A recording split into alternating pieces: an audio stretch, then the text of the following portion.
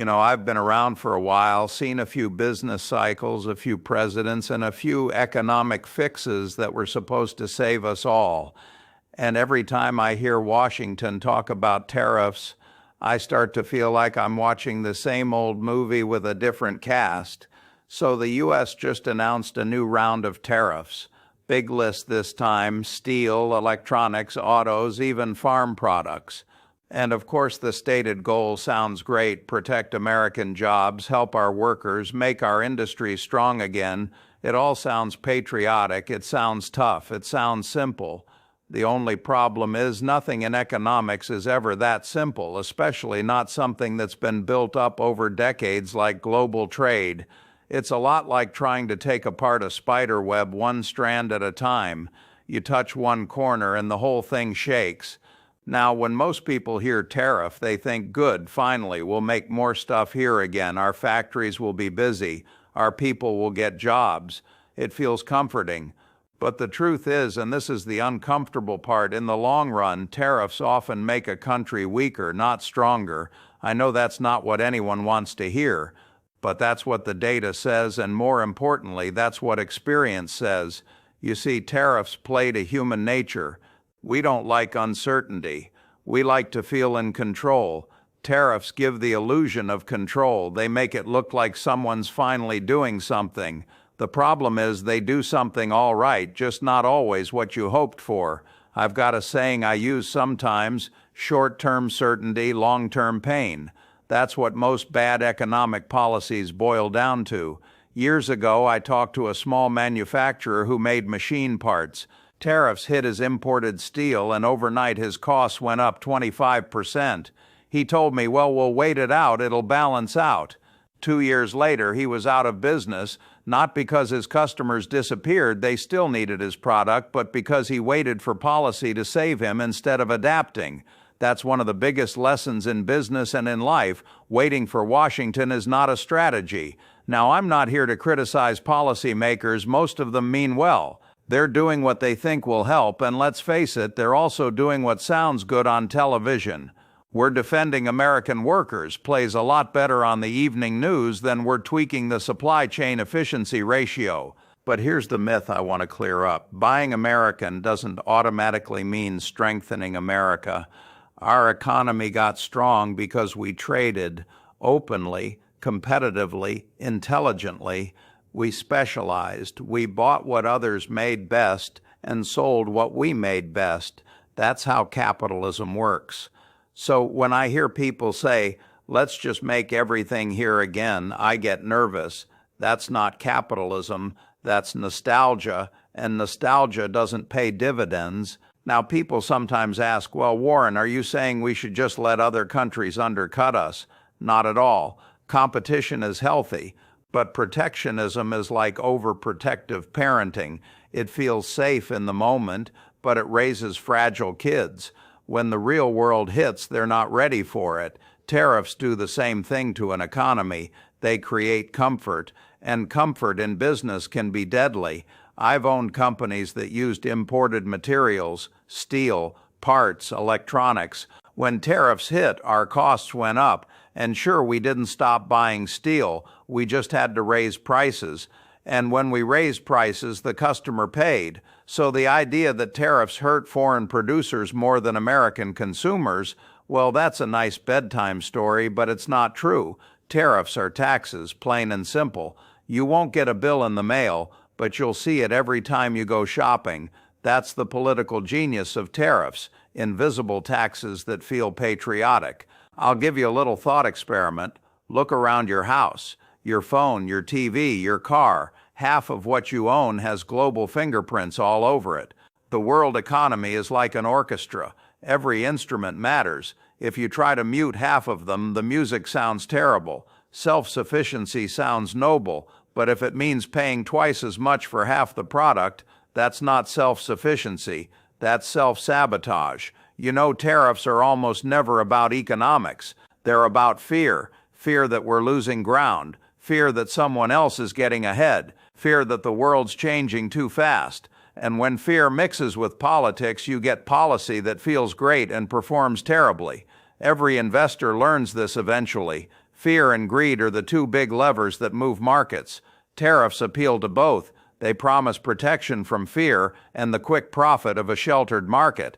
That's a dangerous cocktail. And here's the thing, markets don't care about speeches, they care about math. Let's talk about innovation, because that's the real hidden cost of tariffs. When you shield an industry from competition, you take away its reason to improve. It's like putting a fence around a company and saying, there, now you're safe. But over time, they forget how to run. Protection might save jobs today, but it can kill industries tomorrow. I'll tell you a story that proves the point. After World War II, Japan was in ruins, no resources, no infrastructure, but instead of closing their doors, they opened them. They imported ideas, technology, competition, and within one generation, Japan became an industrial powerhouse. If they'd gone protectionist, they'd still be making radios out of wood. Economic strength doesn't come from isolation, it comes from adaptation. And that's what worries me about these new tariffs. They're not about adapting to the world, they're about trying to rewind it. Now, here's something most folks don't realize. Tariffs and inflation are twins separated at birth. When you raise tariffs, you raise prices. When prices rise, the Fed steps in, raises interest rates, and then the economy slows down. We've seen this movie before, and it never ends with a happy crowd.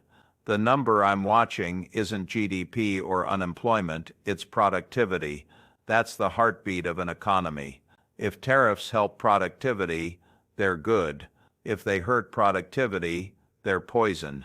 And almost every time in history they've been poison. You can raise wages temporarily, you can shield jobs for a while, but if you don't make more with less, the math catches up. Productivity is like gravity. You can defy it for a while, but it always pulls you back down. Back in the late 1970s, we slapped tariffs on Japanese cars because we were scared. Did it save Detroit? Not really. It delayed the inevitable. The companies that used that time to reinvent themselves survived. The ones that didn't disappeared. Tariffs buy time, but not progress. I often think of America as a great ship, the biggest, most advanced vessel ever built. It sailed through world wars, oil shocks, recessions, but the one thing that can sink it isn't an enemy, it's bad steering from within. Tariffs are like yanking the wheel hard because you saw a wave.